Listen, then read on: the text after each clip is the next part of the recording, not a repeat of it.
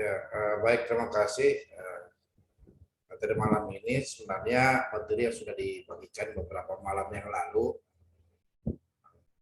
baik itu dalam bentuk PowerPoint maupun dalam bentuk Excel ya. Jadi materi malam ini sekedar untuk menajamkan karena tidak semua yang dimuat dalam PowerPoint, dalam Excel juga tergambarkan secara detail bagaimana kita melakukan perhitungan dan pembayaran atas pajak pertambahan nilai 11% terhitung 1 April 2022 ini. Karena berangkat dari pengalaman ketika saya mereview APS,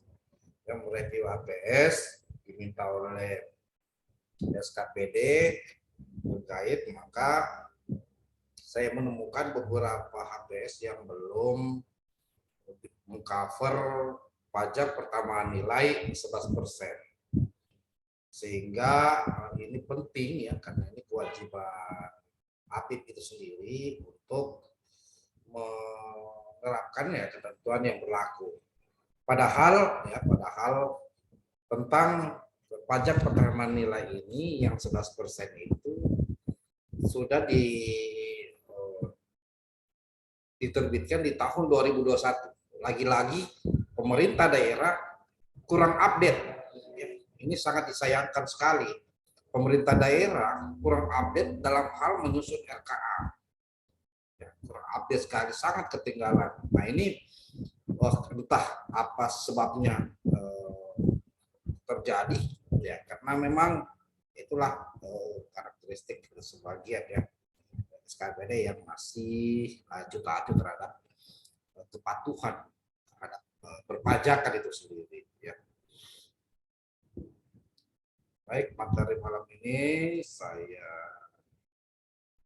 sampaikan ya. Nanti saya bentuk essay.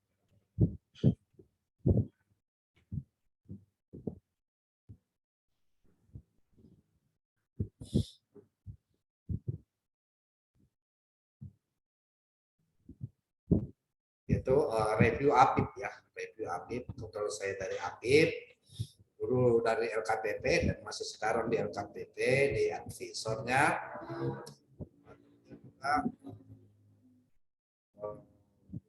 memiliki kewajiban ya sebagai APIP untuk berbagi terhadap bagaimana sih kita berhitung dan membayar pajak pertambahan nilai 11% tersebut. Ya, agendanya apa, dasar hukumnya, objek PPN-nya apa, cara perhitungannya, dan cara pembayarannya.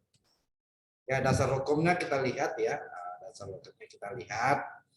di Undang-Undang 7 tahun 2021 tentang HPP itu sendiri, peraturan pemerintah yang nomor 60 tahun 2008 tentang SPIP, peraturan Dirjen Pajak ya nomor 24 PJ 2012 tentang bentuk, ukuran, dan tata cara pengisian keterangan prosedur pemberitahuan dalam rangka pembuatan dan tata cara pembetulan atau penggantian pembatalan faktur pajak. Saya kelas dulu ya.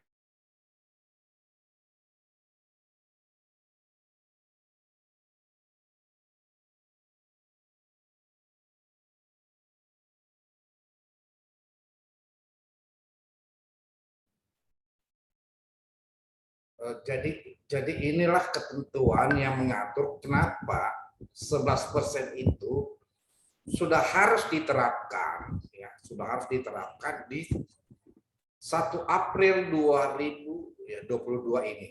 Sudah harus diterapkan di 1 April 2022 ini. Kendati pun pemerintah daerah dalam menyusun RKH di tahun lalu dan undang-undang sudah terbit di tahun lalu, masih abai, masih acuh terhadap ketentuan peraturan perundang-undangan. Begitu peran APIP ini untuk sebagai quality assurance, ya, menjamin terhadap kepatuhan peraturan perundang-undangan, terhadap eh, regulasi yang berlaku yang akan yang diterapkan untuk dalam hal tata kelola pemerintahan. Jadi sebelum saya masuk di lebih teknis lagi, bahwa dalam menentukan suatu perhitungan dan pembayaran atas pajak pertama nilai, maka kita harus mengenali dulu ya dasar pengenaan pajak. Jadi apa sih dasar pengenaan pajak? Kita lihat di pasal 8A ayat 1 Undang-Undang Administrasi Peraturan Perpajakan. Dasar pengenaan pajak itu meliputi harga jual barang yang dijual, atau penggantian barang yang digantikan dalam bentuk uang, nilai impor ya, atau nilai ekspor dan nilai-nilai lainnya. Ini yang dimaksud dengan peraturan perundang-undangannya. Jadi DPP, orang kenal DPP ya, harga jualnya, penggantiannya, berarti barang yang diserahkan, uang yang diberikan, nilai impor, nilai ekspor atau nilai lainnya. Itu ketentuannya. Nah, di undang HPP ini ya, harmonisasi peraturan perpajakan tentang PPN ini, peraturan Menteri Keuangan ya, peraturan Menteri Keuangan sudah menurunkan dalam bentuk ya peraturan yang lebih konkret tentang bagaimana ya, penerapan PPN atas Undang-Undang 7 tahun 2021. Ya, kemarin malam materinya tentang pajak barangnya untuk sektor pertanian ya, tentu materi malam ini juga akan berkaitan dengan perhitungan itu sendiri, tapi tidak masuk di wilayah ini. Jadi itu ketentuan yang berlaku ya. Jadi peraturan Menteri Keuangan ini sudah menurunkan ya peraturan yang lebih rinci lagi terhadap penerapan undang-undang harmonisasi perpajakan itu sendiri. Ya, harmonisasi perpajakan. Nah, objek pajak pertama nilai. Ya, jadi objek pertama nilai itu adalah penyerahan barang kena pajak atau DKP. Ya, jasa kena pajak di dalam daerah pabean yang dilakukan oleh pengusaha di dalam wilayah kanwil ya, misalnya kanwil perpajakan sendiri, pabean atau lokasi pabean sendiri. Impor BKP barang kena pajak, pemanfaatan barang kena pajak yang tidak berwujud dalam daerah pabean maupun dari luar ya daerah pabean. Yang pemanfaatan jasa kena pajak yang tidak berwujud di dalam pabean dan luar. Ekspor ya barang kena pajak yang tidak berwujud oleh BKP ya. Jadi sejak awal penekanannya adalah kalau sudah bicara PKP pasti dikenakan PPN. Ya. Kalau non PKP tidak pernah dikenakan, ya, tidak pernah tapi tidak boleh dikenakan PPN ya. PPN. Jadi kalau sudah kena PPN itu pasti status wajib pajak, baik orang perorangan maupun badan usaha, dia PKP statusnya. Ya, jadi ada surat pengukuhan PKP. Ada ekspor jasa kena pajak yang berwujud tidak berwujud oleh PKP, usaha kena pajak. Nah, saya pernah menulis di Facebook saya di bulan puasa ya, di bulan puasa yang lalu sih sebenarnya, karena pada gamang menerapkan kapan sih ini 11% ya 11% diterapkan oleh Dirjen Pajak, sehingga ini berlaku secara menyeluruh ya, untuk semua ya wajib pajak ya barang pajak yang diterapkan PPN ya. Nah, ketika kita ingin menentukan apakah harus PPN 10%, ya, jadi tugas APIK juga ya, tugas Pokja, tugas penyedia, tugas pengusaha, ya, tugas BPK harus melihat apakah dokumen HTS atau rancangan HPS yang bisa disampaikan kepada APIP ya sudah menerapkan ketentuan PPN ya pas PPN 11% ya 1 April. Nah, saya menuliskan di Facebook saya bahwa PPN itu 10% atau 11% terutang sejak kapan? Di atas tanggal 1 April atau di bawah 1 April. Ya, saya menjawab, ukuran wajib pajak terutang itu ya, wajib pajak membuat faktur pajak. Jadi peraturan DJP, Dirjen Pajak nomor 4 2012. Jadi sejak ya, wajib pajak buat faktur pajak atau lebih lengkapnya di pasal 2 ayat 1 ya, ayat 2 peraturan Dirjen Pajak ya, nomor 24 tahun 2012. Nah, di sini sudah dibagi ya penyesuaian tarif pajak. Tarif pajak itu kalau 10% ya, 10% menggunakan tarif pajak dalam hal ya saat terutang PPN terjadi sebelum 1 April ya, sebelum 1 April. Faktur pajak ya, faktur pajak atau dokumen yang dipersamakan kedudukannya dengan faktur pajak dibuat sebelum. Nah, jadi ketika dibuat sesudah ya berarti 11%. Terutang PPN sesudah 1% berarti 11%. Jadi ketentuannya adalah menggunakan 11% dalam hal saat terutang sejak 1 April. Pajak faktur atau dokumen yang dibuat sejak 1 April. Nah, 1 April 2022 ini ya, 2022. Jelas bahwa pembayaran, penyerahan, impor ya, impor itu sendiri ya 1 April ya sesudah dan sebelum 1 April ya sebelum 1 April tanggal faktur pajaknya. Jadi dari aspek pembayaran ya kuncinya adalah kalau 10% aspek pembayaran, aspek penyerahan ya, impor sebelum 1 April dan tanggal fakturnya ditambah. Artinya apa? Harus dua urusan ini yang kita review kan, kita audit kan, kita pastikan bahwa peristiwa untuk penyerahan, pembayaran termasuk tanggal pajak di bawah 1 April. Nanti tarifnya 10%. Ya. Sedangkan untuk tarif 11% ya, penyerahan sebelum 1 April ditambah faktur sudah 1 April.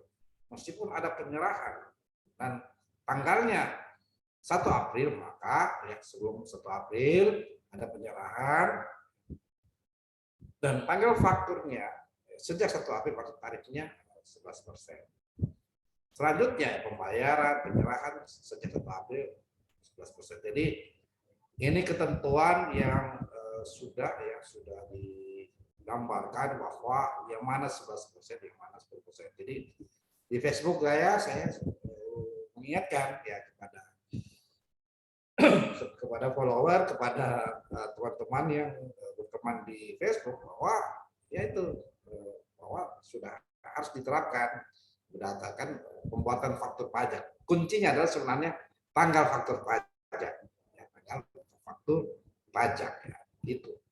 Karena memang di peraturan Dirjen Pajak nomor 2012 sudah tegas bahwa perhitungan pajak itu didasarkan karena tanggal faktur pajak ya si wajib pajak itu sendiri. Jadi itu ketentuannya. Nah, ada jenis barang garing jasa yang tidak dikenakan PPN ya. Jadi saya matriskan, saya petakan. Jadi saya petakan berdasarkan ya, undang-undang yang lama ini. 2 tahun 2009 ya, jadi barang ya kita kembali ke undang-undang yang lama ini juga yang makan minum yang disediakan hotel ini tidak dikenakan ya, PPN ya. Artinya apa? Ini masuk pajak daerah. Ini materi saya sebelumnya ya tentang pajak. Dan barang makanan juga termasuk pajak daerah. Jadi tegas di Undang-Undang 7 tahun 2021 bahwa makan minum, hotel, restoran dan lain sebagainya yang dibawa atau diolah diserahkan kepada pengusaha merupakan objek pajak daerah. Ini tegas ini. Jadi itu ketentuan yang membedakan barang jasa yang tidak dikenakan ya dikenai pajak pertama. Termasuk Undang-Undang 7 juga ya, hotelan, ya, dan sebagainya, jasa parkir, catering, itu pajak daerah. Nah, jadi 11% ini, ya 11% tarif PPN 11% ya, mulai berlaku ya, ini bukan 11 ya, 12 ya, masih 12 ya. Jadi mulai berlaku, ya nanti salah ya.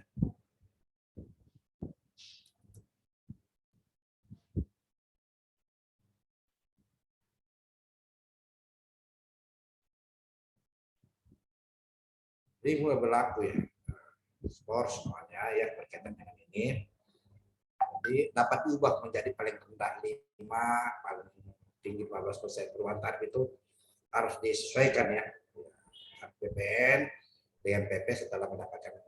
Kalau peraturan pemerintah ingin mengubah ini, ya paling rendah 5, paling tinggi 15, maka setelah disampaikan ke pemerintah, ke DPR ya, untuk disetujui gitu. Itu kebutuhannya. Nah, sejak awal saya sudah menyampaikan bahwa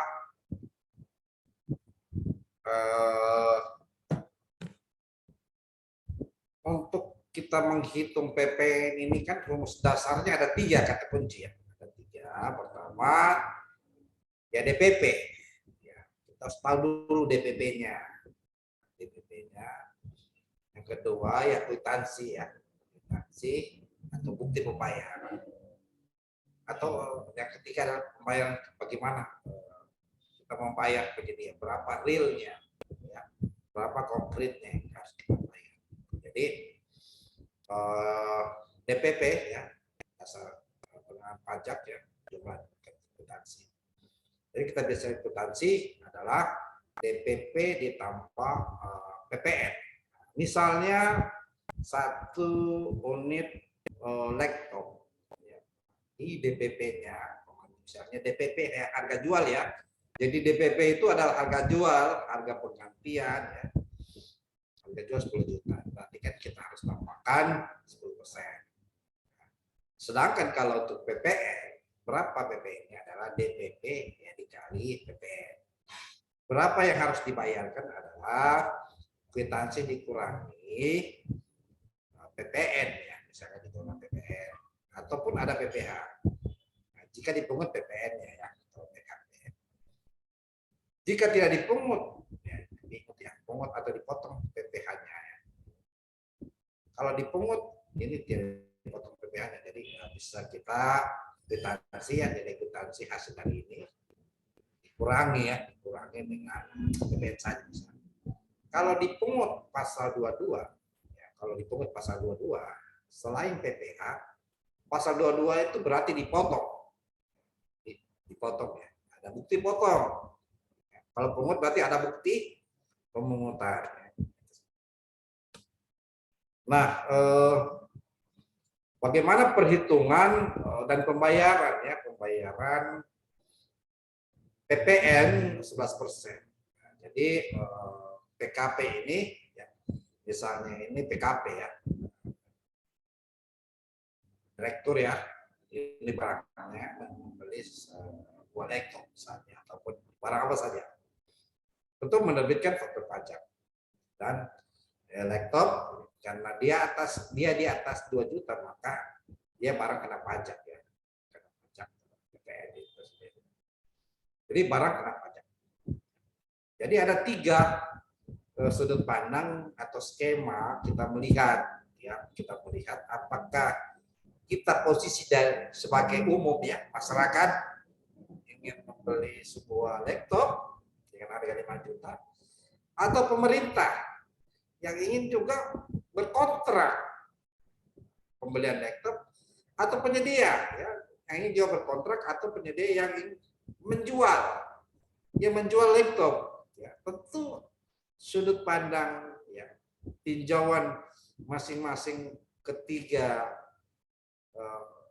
komponen tersebut ataupun juga subjek tersebut umum pemerintah pasti berbeda ukurannya ya, tentu kalau di sharing ini kita akan melihat yang mana ukuran skema masyarakat pemerintah dan penyedia. Nah, perhitungan melalui skema umum ya, skema umum atau masyarakat lah. Bagi orang umum ya, DPP ini ya DPP ini misalnya sebuah laptop isinya ya DPP adalah 5 juta.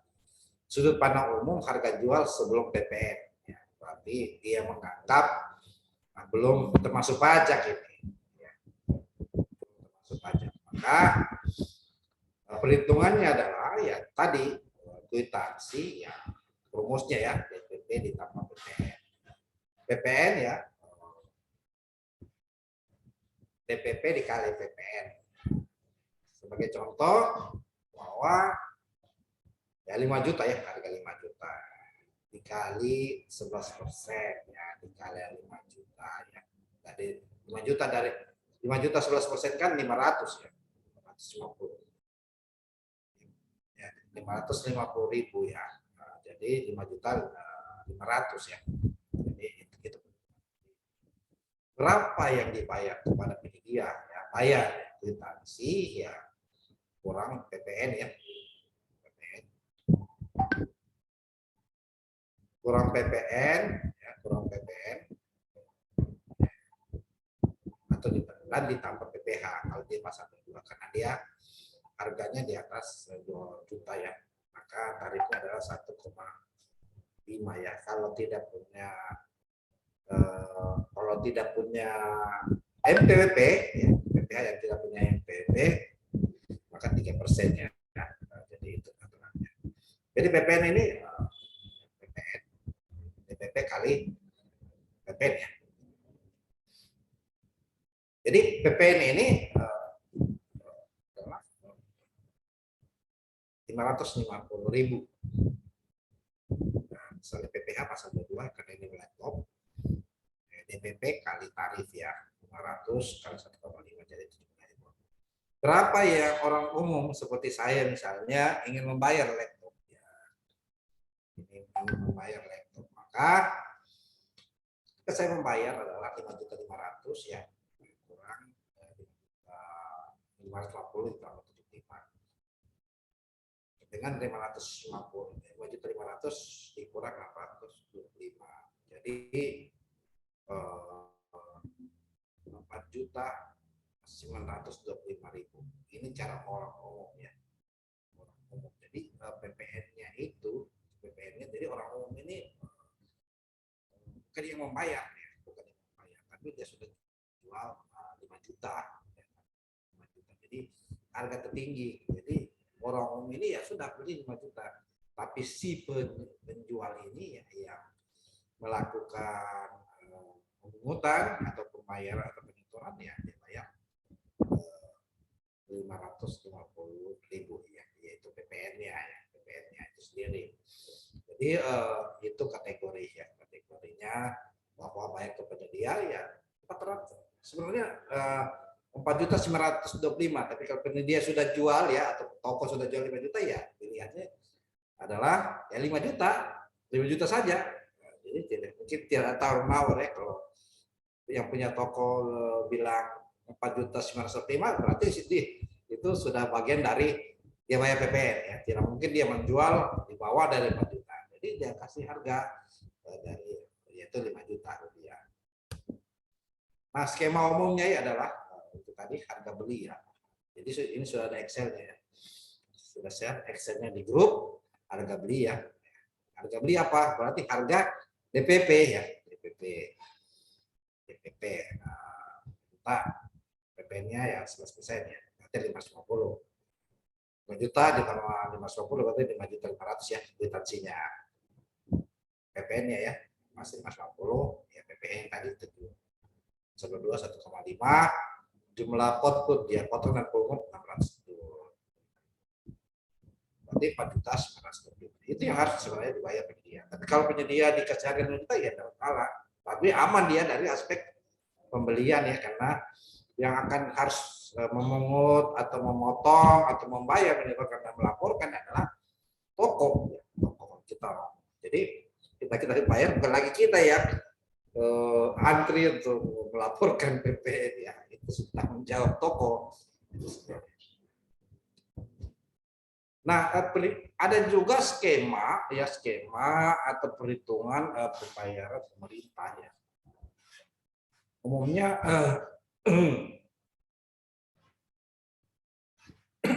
ya baik.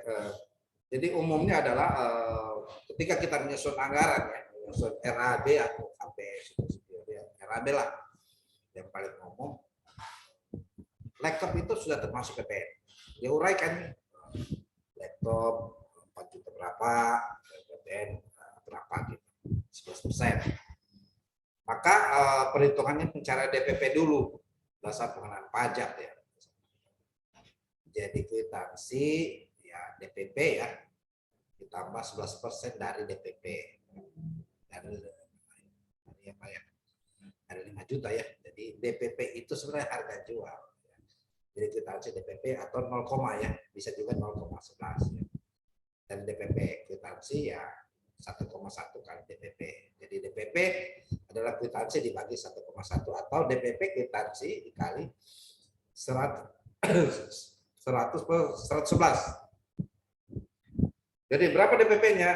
Ya, DPP-nya secara real ya 5 juta ya, 5 juta dibagi 1,11 atau 5 juta dikali 110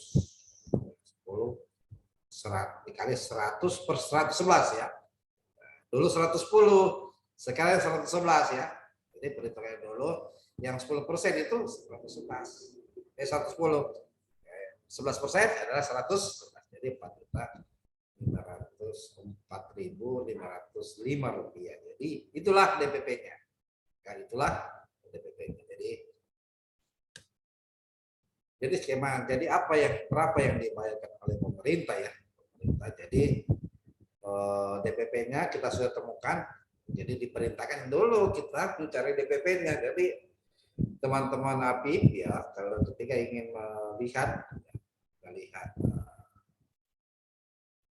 RAB-nya atau HPS-nya dari dinas terkait, maka ya tadi skemanya, apalagi pemerintah ya. Jadi DPP-nya 4.504.505 rupiah.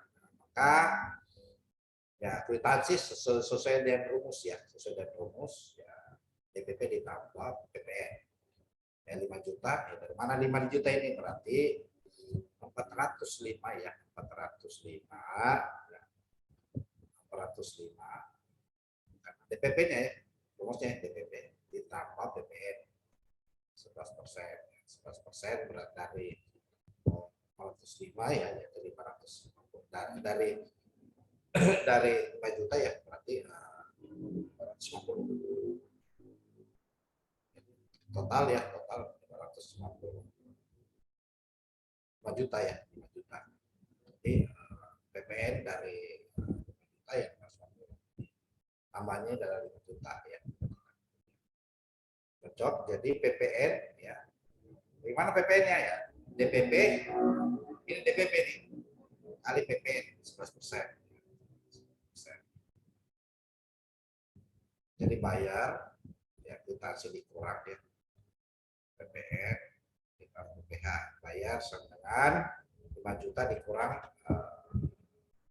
49 ya, PPN-nya ada, PPN-nya 495 di tempat PPH. Nah, kita ketahui pasal 22 yang di atas 2 juta karena barang kena pajak. Maka DPP kali tarif ya. Jadi kwitansinya ada 5 juta, DPP-nya ya. Jadi DPP kwitansinya 5 juta, DPP-nya adalah 4 juta ya, 4.504.505 rupiah. PPN-nya ya, kita sudah dapat PPN-nya. PPH-nya kita sudah dapat PPH-nya. Bagaimana kita membayar 5 juta ya. Jadi 5 juta dikurang ya 495 ditambah 67568. Jadi 4 juta ya, 4 juta ya, jadi 4.436.937 ya. Dan selanjutnya jadi ini yang harus dibayarkan ya. Jadi kuncinya adalah sudah termasuk PPN ya, sudah termasuk PPN kita bayarkan kepada kita ya, 5 juta termasuk PPN. Kalau setelah perhitungan kita peroleh harga atau pagu anggaran di atas 5 juta ya, berarti ada perlu negosiasi dengan ataupun menurunkan spesifikasinya. Jadi yang kita harus bayarkan sebenarnya ya, kalau kita yang itu 4 juta 360 ya, 4 juta 436.937 rupiah ya. Jadi artinya apa? Dari harga yang memang pagunnya 5 juta ya, kita sudah setting ya. Wah, inilah harga yang termasuk dari PPN dan PPH-nya ya. Jadi harga beli ya. Ini perbandingan ya, perbandingan. Jadi bagaimana dihitung dari sisi penjual ya atau penyedia ya. Misalnya harga tetap harga 5 juta. Harga pagunya lah, harga umum di pasaran 5 juta.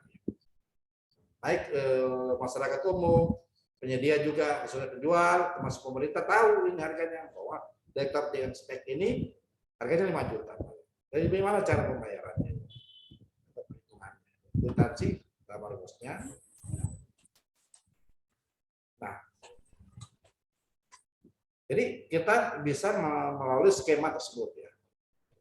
Harga 5 juta terima bersih. Jadi kata penyedia ini, penjual, saya tidak mau tahu mau PPN, mau ada PPH, mau ada apa, saya terima 5 juta, 5 juta rupiah. Nah, tentu maka dikenal dengan rumus ya, harga jual DPP ya. Kalau jual ya berarti kan 100% ya. PPN-nya 11 ya, 111. Ya, PPN-nya 11%, pungut-pungutnya 1,5 ya. Jumlah potong pungut ini tambah ya 98%. Jadi 98,5% itu bisa kita lihat ya. 8 ya dibagi 8 ini 8 ya dibagi 0,89, kita lihat di garis ya. Jadi ini ketentuan terhadap terima bersihnya. Jadi kita kembali di perhitungan kedua, yaitu tadi harga beli ya, harga beli. Kita kembali ke Excel-nya. Saya buka Excel-nya supaya lebih terang dari mana kita peroleh 0,76 ini.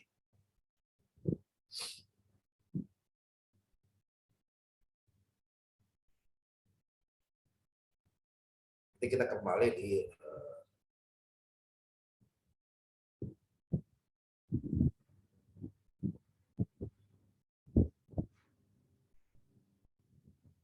kelihatan kasih sah.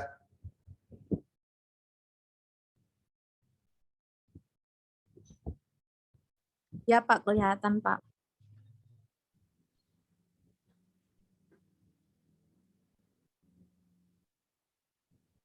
Ya, oke. Saya kasih ulang. Ini sudah terumus ya. Terumus. Jadi 5 juta ini, ya, 5 juta adalah 14 ya. 14 ini. 14 dibagi ya. I ya. I. Dibagi 0, ya. 0, nilainya seharusnya ya. Jadi menghasilkan 5.075.000. Kok 5.075.000 DPP-nya kan harganya 5 juta, sedangkan ketersediaan anggarannya Pemda ya, anggaran Pemda cuma 5 juta. Kan perlu dinegosiasikan karena penyedia itu, penjual itu ya mau terima bos 5 juta, kebetulan juga pagu anggaran yang ada di Pemda 5 juta, maka ya tadi pilihannya. Bagaimana dengan PPN-nya? Kembali ya ke rumus PPN-nya. PPN 500 ya. Jadi 500 ini perkalian ya, perkalian dari ini harga DPP dikali PPN ya, berarti 12%. Jadi totalnya adalah ya total kwitansinya adalah 5.634. Nah, Pemda cuma sedianya uang 5 juta. Nah, kita kembali ke PPN ya. PPN ya 0,11 ya. 0,1 sama 0,11 itu 11% ya. PPH-nya misalnya kita tambah ya 0,15, 0,15 ya. Potong dan pungut tambahan ya. Jadi potong dan pungut ini 5 juta ya ditambah 12. Karena apa? 11 ditambah 1,5. Jadi 5 juta ini adalah ketersediaan anggaran. Makanya ketika penyedia ya, atau penjual bilang terima jadi, tapi ketersediaan anggaran tidak cukup. Setelah dihitung DPP-nya ternyata tidak cukup 5 juta. 76.000, 42.000 ya, maka dinegosiasikan bahwa Pemda ya, cuma siap 5 juta rupiah dengan spek yang sudah disepakati ya.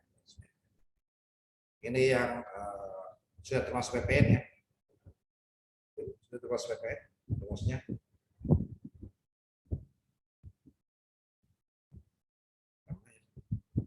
Dipindahkan saya tadi. Jadi ini saya share lagi dia materi lain.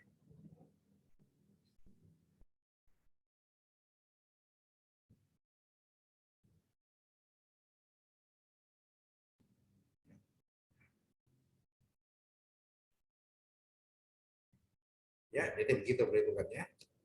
Ini perhitungan sederhananya sama saja. Nah, bagaimana kita mereview ya? Review perhitungan dan pembayaran 11% ya. Tadi kita minta faktor penyerahan faktor atau kwitansi penyerahan barang ya, penyerahan jasa kena pajak, penerimaan pembayaran. Yang kedua, ya, transaksinya apa? Sebelumkah atau sesudah ya? Sesudah. Tentu kita harus lihat dulu ya, apakah sebelum atau sesudah, dan tanggal fakturnya. Yang ketiga ya, DPP ya, harga jual, harga beli, nilai penggantian, nilai impor dan lain-lain.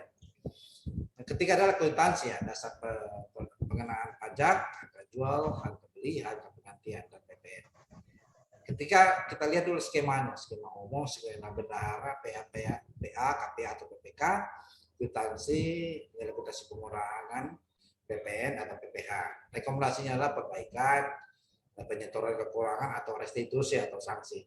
Restitusi apabila ada kelebihan ya, ada kelebihan pembayaran pajak, kita bisa mintakan kepada Direktorat Jenderal Pajak di wilayah setempat untuk membayar ya, untuk mengembalikan karena kelebihan bayar tersebut ya.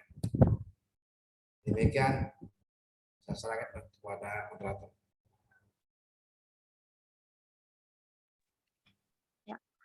Baik Pak, terima kasih Pak untuk materinya mengenai dengan PPN 11%. Langsung saja Bapak Ibu sekalian yang ingin mengajukan pertanyaan atau ingin melakukan diskusi dengan narasumber kita, silakan untuk menuliskan pertanyaannya di kolom chat ataupun bisa raise hand untuk berdiskusi dengan Pak Kurniawan. Silakan Bapak Ibu untuk menanyakan seputar materi kita malam ini.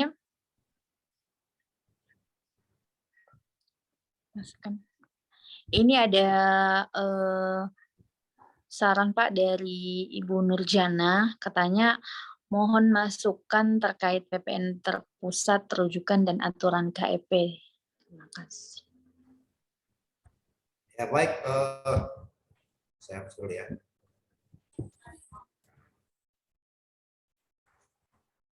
Kalau kita bicara Ibu Nurjana, mungkin Ibu lihat nanti di peraturan Menteri Keuangan ya. Lihat di peraturan Menteri Keuangan, ya bukan peraturan Menteri Keuangan sih, peraturan Direktur Jenderal Pajak nomor yang saya ketahui ya, nomor 11 garing PJ tahun 2020 tentang penetapan satu tempat atau lebih ya, satu tempat atau lebih sebagai tempat pemusatan ya, pemusatan pajak pertambahan nilai terutang. Jadi Ibu lihat di peraturan Dirjen Pajaknya, maka di situ sudah mengatur kurang lebih ada beberapa pasal ya, kurang lebih ada pengaturan teknis perpajakan yang terpusat ya. Jadi bahkan di aturan tersebut ya, di aturan tersebut disebutkan ya tentang, tapi masih merujuk di aturan yang lama. Nah, aturan yang lama ini tentang tempat nilai terutang ini di pasal 1 angka 4 ya, tempat pajak ya, tempat pajak pertambahan nilai terutang adalah tempat tinggal ya. Jadi tempat tinggal Ibu Nurjana ya, tempat kedudukan atau tempat kegiatan usaha yang menjadi tempat pajak pertambahan nilai terutang. Sedangkan tempat pemusatan pajak pertambahan nilai itu kalau dari definisinya yang saya peroleh di peraturan Dirjen ya nomor 11 ya tahun 2020 adalah tempat tinggal ya, tempat usahanya yang dipilih ya, di mana pusat Ibu, maunya ingin pusatnya di Kendari atau di Aceh tempatnya Ibu. Jadi di Aceh kalau ada usahanya di Kendari ya tempat kita sisa pilih di mana pemusatan itu sendiri, karena sesungguhnya beda hal PPN ya dengan pajak daerah. Pajak daerah kan masing-masing daerah yang punya hak pungut ya, ada hak untuk atas pajak. Kalau tempat pemusatan ya di mana Ibu pilih ya, Ibu pilih. Jadi kalau di Aceh ya sudah Aceh ya, itu bayar pajaknya seluruh kegiatan yang ada di Kendari misalnya. Nggak apa-apa, boleh. Itu kita bisa lihat di peraturan Dirjen Bu ya. Peraturan Dirjen nomor Dirjen Pajak nomor 1 tahun 2020. Nanti saya bisa share ya. Iya, baik Pak. Terima kasih Pak. Silakan Bapak Ibu yang masih mungkin masih ada yang ditanyakan dengan narasumber kita mengenai materi malam ini, yaitu tentang perhitungan dan pembayaran PPN 11%. Mungkin Bapak Ibu sekalian ada yang ingin diskusi dengan narasumber kita, mungkin itu mengenai dengan penyesuaian tarif PPN yang April kemarin sudah menjadi 11%, dari 10% menjadi 11%.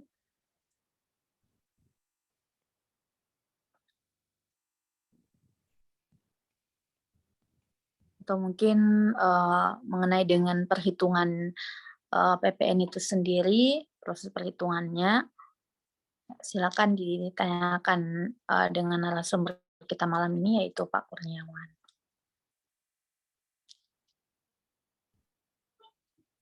Oke. Sudah schedule ya untuk materinya ya kemarin. Nanti di website juga ya, kasih saya. Ya Pak. Materinya juga sepertinya sudah di-share ya Pak kemarin di grup. Yang terlambat masuk ya, mungkin ya terlambat masuk. Ya Pak, di periode 17 kemarin. Ya, baik Bapak Ibu, mungkin jika tidak ada pertanyaan, jika sudah tidak ada lagi pertanyaan ataupun diskusi dari Bapak Ibu sekalian, silakan mungkin Pak Kurniawan ada yang disampaikan mengenai dengan PPN 11% ini terakhir Pak. Terima kasih ya teman-teman Zoom ini yang grup 17 ini. Pertama ya tugas APIP ya. Tugas APIP untuk memastikan HPS itu belanja itu ya tetap 11%. Ya 11% ya terhitung faktor itu dibuat, itu yang paling pertama kata kunci. Yaitu yang kedua juga ya sekali penyerahan barang, jasa ataupun pembelian itu di tanggal 1 ataupun bisa sebelumnya. Tapi ketika faktur pajak itu dibuat dari tanggal pembuatan faktur 1 April, maka pastikan ya kalau PPK ataupun juga bendahara bendahara pengeluaran ini kan yang melakukan output, kadang potong dan pungut kan gitu. Pungut, maka pastikan bahwa dia harus melakukan penagihan atas kekurangan. Nah, kalau hal tersebut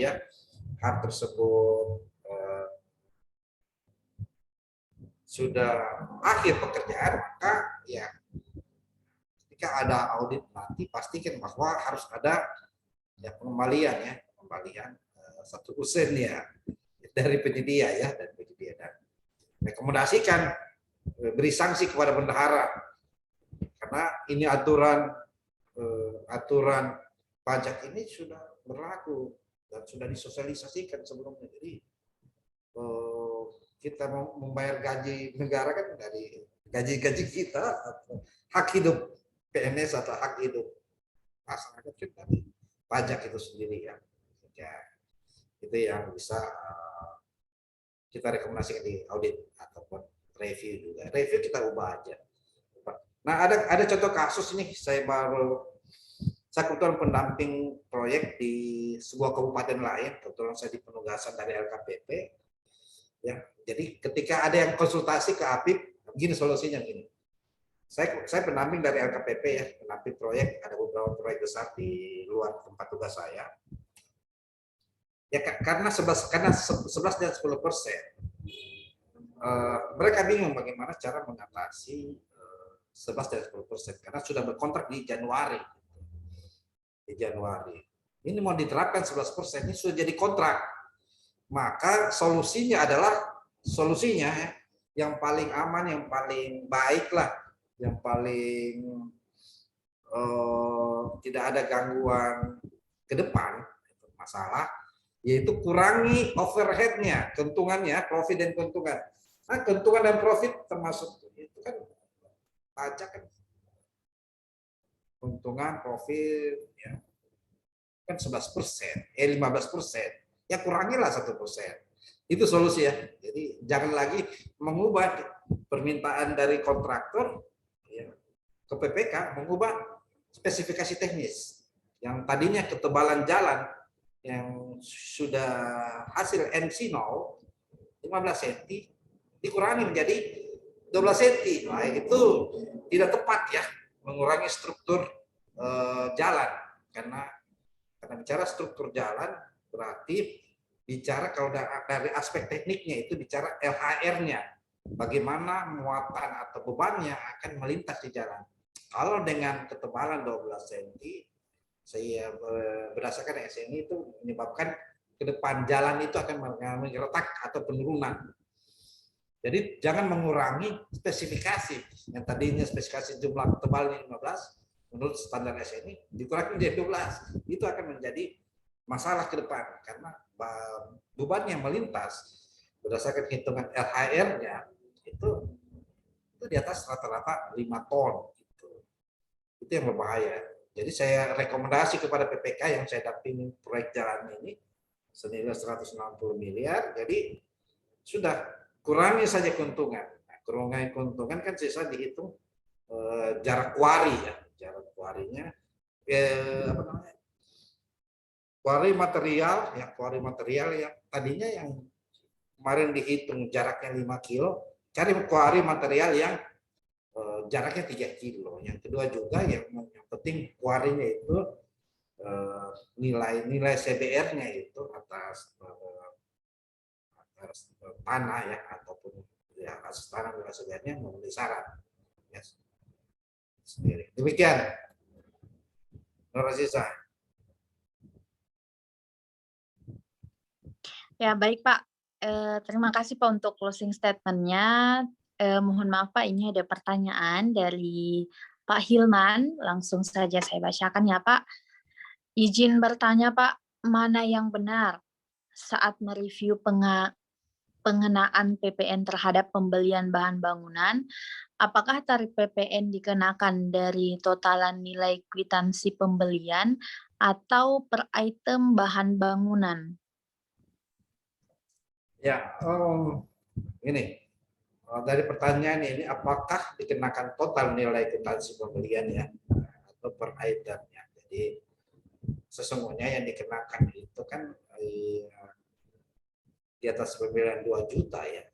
Ya, 2 juta. Jadi yang kedua juga adalah tentu kita lihat nilai totalnya. Kalau per item, maka tidak semua barang kena pajak itu akan dikenakan. Itu kita lihat periode pembeliannya ya. Nah, kalau bicara dana bos, ya dana bos itu sendiri kan di rencana apa ya, RKS ya, rencana sekolah itu kan ada tahapan ada pembagian triwulan belanja. Ya, gitu. Nah, di situ kita lihat kalau ada item belanja ATK yang nilainya 2 juta dan barang kena pajak, ya tentu total. Jadi tidak memecah-mecah ya, melakukan pemecahan atas belanja tersebut ya. Jadi kita lihat totalnya saja, total atas pembelian barangnya. Jadi tidak lagi memilah yang mana PPN, yang mana PPH, apalagi barang bangunan ya, bahan bangunan itu semua barang kena pajak. Demikian.